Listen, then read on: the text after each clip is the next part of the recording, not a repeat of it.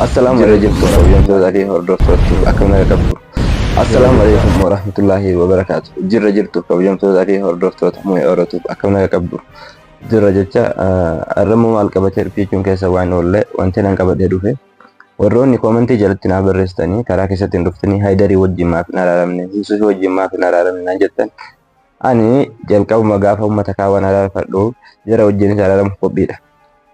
Maaliif yeroo kamuu araaraaf duudi kiyya bal'aadha. Onneen kiyya bal'aadha isin jedhee akkuma ture jara wajjinis araaramuuf qophiidha. Sanuma boodas immoo jiini ramadaanaa jiini khayrii dhufee jira waan ta'eef ji'a kamiyyuu kan walajjisiisitti araaramuudha. Kana qofa osoo hin taane jiina ija sheexaan irratti hidhamuudha waan ta'eef araaramuuf qophii jira.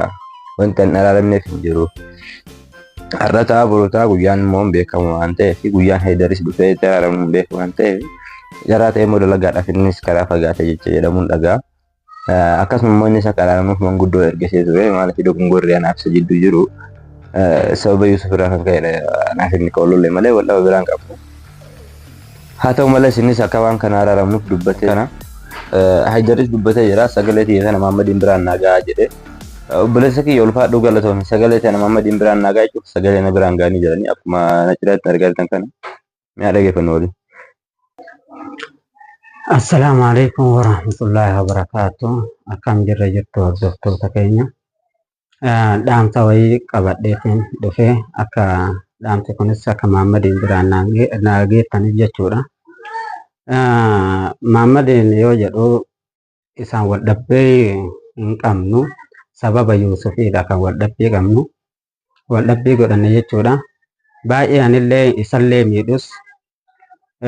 miidhullee baadhus Rabbi jecha walitti araaramuu kenna dirqama. Jiini araaramallee waan dhufeef kanumaafiyyuu osoo ramadaanni kunis nutti hin seenne har'a boroo doon jenne walitti nu araarsuu qabdan jedha. Sagalee kiyya kanammoo Mahammadiin biraa naagayaa jechuun barbaadee dhaamsaa asumaanii. Kanaaf Mahammadillee narraa kan fagaanne Rabbi jecha walitti araaramnaa akkaanis isa miine ni beekaa lafaa ka'ee ani finnillee walirraa wanti hin qabne kootu araaramii rakkoota kan qabu sin jedhaati. Anis si araaramuuf qophiidha. Ani araaramuuf qophiidha. Kan na miidhes yoo ta'e araaramuuf qophiidha. Kanaaf yeroo muraasa keessatti ni araaramnaa ni gammaddan inshaallah wanni isinaaf hin jiru isin jedhaati. Maaliif namni lubbuu namaa duutu jirtudha waan ta'eef nuti araaramuuf qophiirra jirra. Araaramuuf anis gaafadhee isaanis gaafatanii jira waan ta'eef nuti araara qophiidha. Kanuma keessa immoo namni natti aarii qabdan jiini kun ji'a khayriitii, ji'a rahmataatii, ji'a araaramaati. Jiini kun dhufee jira waan ta'eef asuma keessa dhiifamaa isin jechuu barbaada. Maaliif namni kamiyyuu akkana xaaruun barbaadu. Hojiin kiyya kan isin aarsullee yoo jiraate ani hundumaa keessa hin jaaladha.